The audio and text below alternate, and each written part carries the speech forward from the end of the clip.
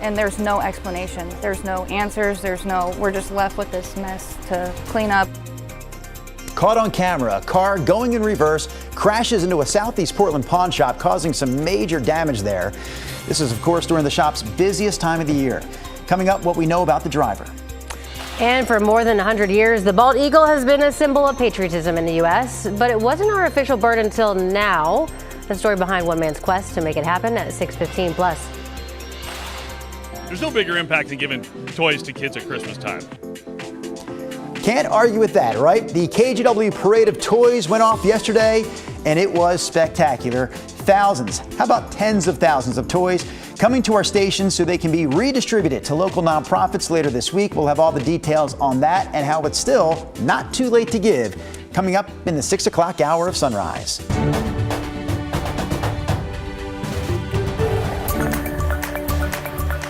Good morning, and thank you for joining us on your Wednesday here. I'm China Green. And I'm Drew Carney. We do have a lot of business to get to up front here. So today is a KGW weather impact alert day, a combination of wind and rain overnight causing thousands of power outages in the area from the coast through the valley.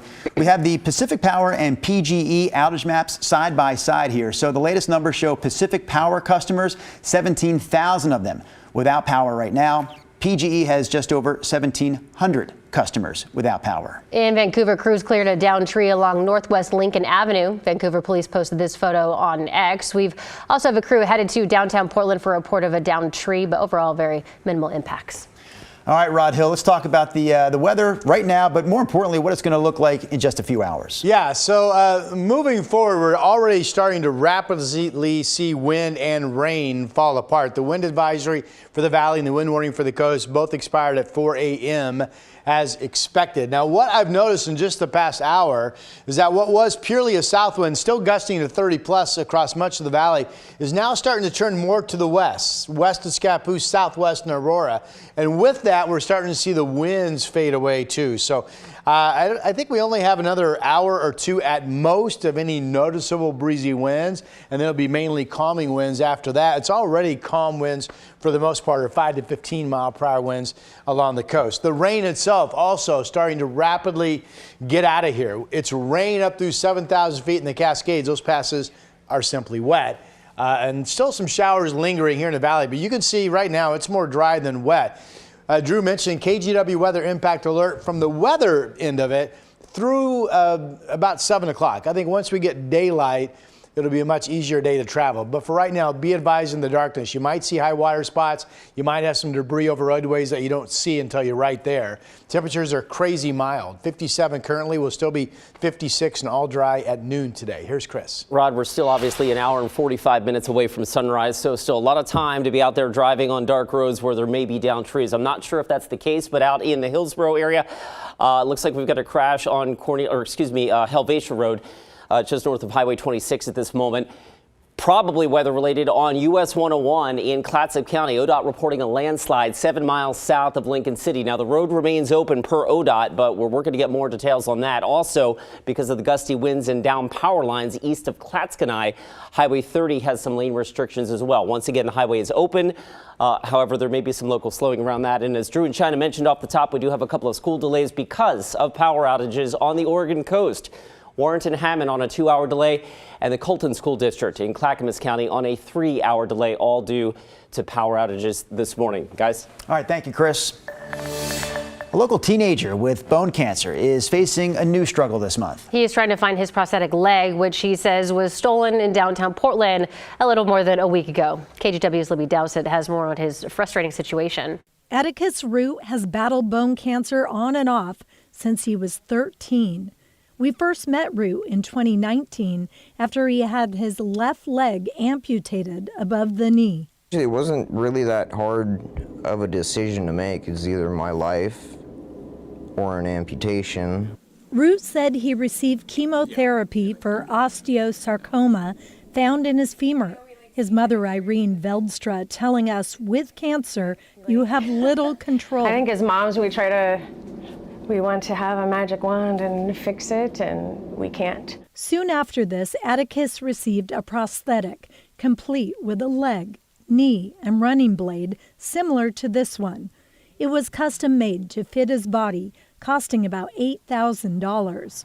It also came as a huge disappointment when the family says someone broke into his car in downtown Portland as Atticus was having dinner nearby. They popped the trunk and his leg was in the trunk, and that got stolen along with some of his work equipment. His welding bag that he had for work and stuff got stolen as well. Atticus's uncle, Joshua Veldstra, and his wife set up a GoFundMe page to help cover the costs of a new prosthetic, knowing it's one small thing they can do to help. He was starting to feel a lot better with everything, with his leg, and it's just it just seems like you can't catch a break type of situation.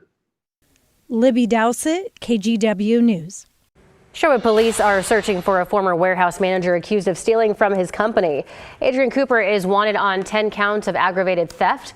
Police say he stole $1.2 million worth of equipment from Okanite Manufacturing before reselling it. Detectives are asking anyone who knows where Cooper is to contact Sherwood police. The dancer arrested and charged with stabbing a DJ at a Northwest Portland strip club earlier this month was arraigned in court yesterday.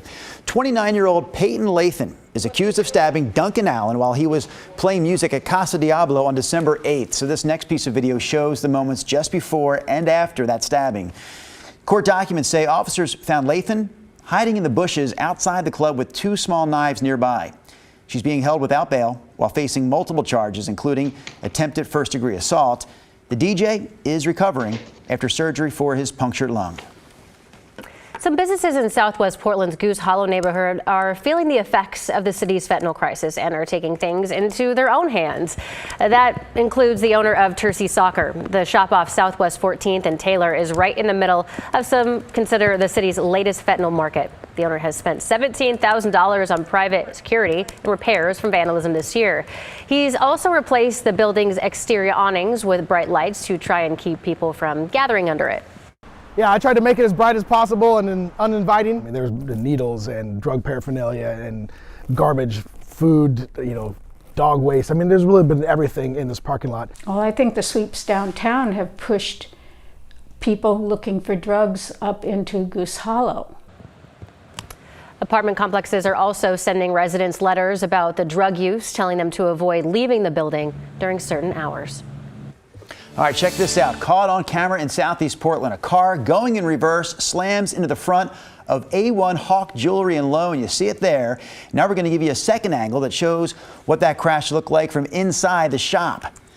The general manager of the business says she was getting ready to open yesterday morning when this happened. Here's what she told us about the person driving the car. I asked him, are you okay? What happened? And he just said, my sister's coming to get me. That's all he told me. This is probably the worst time for us to have this happen because it's Christmas. This is our busiest time of year too.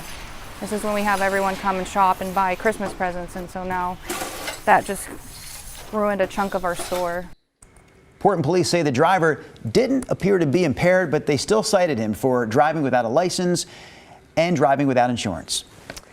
All right, we're going to take a live look from our Rose City Skycam. It was windy overnight. It was rainy overnight. Not great now, but it's going to be a nice day according to the one Rodney Hill. That front last night is what they call a humdinger, right? I always like that. You come on, you've heard that, haven't you? A humdinger? Humdinger? Never? Humdinger? No. The woman who's never seen Home Alone has never heard of the phrase humdinger. Oh, is that from that movie? No. But you're amazing me with the things you don't really know about. My turn. We have dry weather at the coast now. We have rain quickly breaking up in the valley. The wind warning, wind advisories expired at 4 a.m. as expected. And it's really amazing to look at the hourly observations, see how quickly the rain really is vacating us and how quickly the winds are now fading as we're starting to lose a south wind and pick up more of a west breeze. And that west breeze today will be just 5 to 15, except for a little bit breezier than that in the coast once we get going. This is rain up in the Cascades up through 7,000 feet. Both Chris and I are going out of our way to remind you that before sunup, which is after 7:30 this morning, in the darkness of the morning, use caution out there commuting because you might find some high water spots that you wouldn't see until you arrive, and you might find some debris over roadways that you wouldn't see until you arrive. So just use caution, and for that reason, KGW weather impact alert until we get up to about 7 or so and we start to brighten the skies a little bit. But moving forward, this is going to be a great day. Partly cloudy skies, light winds, mid-50s at noon, 52 at 5 p.m. It's 57 right now. The record for today is 59, by the way. 57 right now. Here are the other temperatures.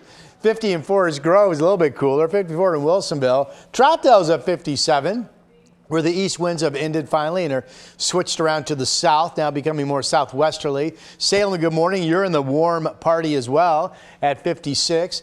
8 o'clock hour, Futurecast just shows the drying continues. So again, just like that, this will become just an absolutely very nice day for this time of the year with near record high temperatures. 50s at the coast, the valley, central Oregon. The Dalles will get up to 50. Pendleton will. Dry weather eventually sweeping across all areas of our state this morning. Mainly dry the next couple days. We may see a shower or two at some point, but mainly dry weather, mild temps. Rain picks up over the weekend, which is what we've been tracking for you all the way into Christmas Day.